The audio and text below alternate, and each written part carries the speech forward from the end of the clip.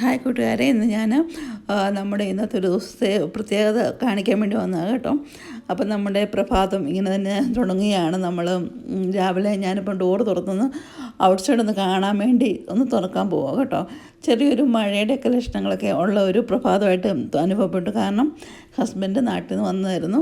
അപ്പോൾ നമുക്കറിയാൻ പറ്റി പുറത്തെ അവസ്ഥ ഇങ്ങനെയൊക്കെയാണ്. അപ്പോൾ ഞാൻ ജസ്റ്റ് ഒന്ന് തുറന്ന് വീഡിയോ ഒന്ന് ജസ്റ്റ് ഒന്ന് പിടിച്ചതേ ഉള്ളൂ. കാരണം ഏതൊക്കെയാലും ഡോറ് തുറന്ന് ഹസ്ബൻഡ് വരാൻ വേണ്ടി. അപ്പോൾ പിന്നെ ആ ഔട്ട് സൈഡിലെ കാലാവസ്ഥയൊക്കെ ഒന്ന് കണ്ടു. അപ്പം നമ്മുടെ വീടിൻ്റെ ചുറ്റുമുള്ള അവസ്ഥകളൊക്കെ ഇങ്ങനെയാണ്.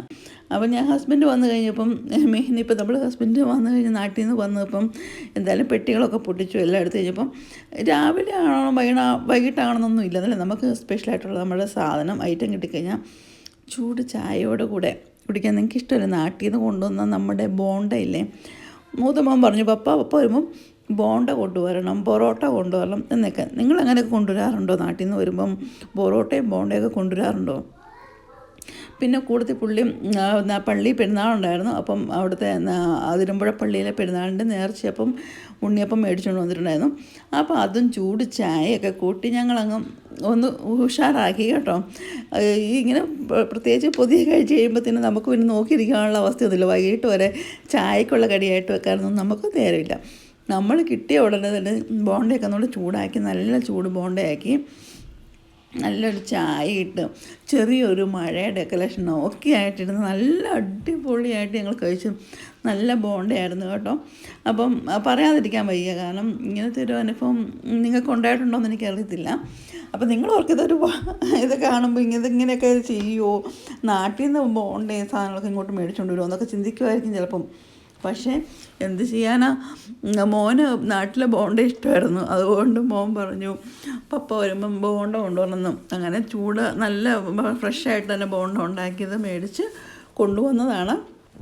അപ്പം കഴിച്ചോട്ടോ. വലിയ കുഴപ്പമില്ല, വലിയ രുചിയില്ലെന്നും പറയാമെന്നാൽ നമുക്ക് ആ ഒരു പണ്ടൊക്കെ നമ്മൾ കഴിച്ചുകൊണ്ടിരുന്ന പോലത്തെ അത്രയും രുചിയൊന്നും തോന്നിയില്ല. എങ്കിലും ഓക്കെ, ബോണ്ടയല്ലേ, നമ്മൾ വീട്ടിലുണ്ടാക്കുന്ന പോലെ അല്ലല്ലോ, ചായക്കടയിൽ നിന്നൊക്കെ മേടിച്ച ബോണ്ടയല്ലേ എന്നുള്ള രീതിയിൽ ശരിക്കും കഴിച്ചു കേട്ടോ.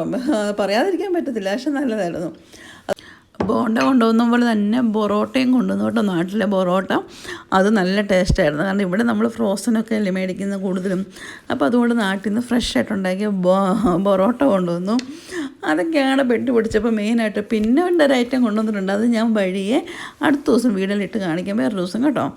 അപ്പോൾ നിങ്ങൾക്ക് അത് നിങ്ങൾ കാണുമ്പോൾ നിങ്ങൾ ഓർക്കും ഇതെന്ത് കേസാണ്, നിങ്ങൾ ഇങ്ങനത്തെ സാധനമൊക്കെ സാധാരണ ഗൾഫിൽ നിന്നോ അല്ലെങ്കിൽ UK നിന്നൊക്കെ അങ്ങോട്ടും ഇങ്ങോട്ടും കൊണ്ടുപോകണം. പക്ഷെ നാട്ടിൽ നിന്ന് ഇങ്ങോട്ടേക്ക് കൊണ്ടുവരുന്നതൊക്കെ ആദ്യമായിട്ട് കേൾക്കുന്നതും കാണുന്നതായിരിക്കും.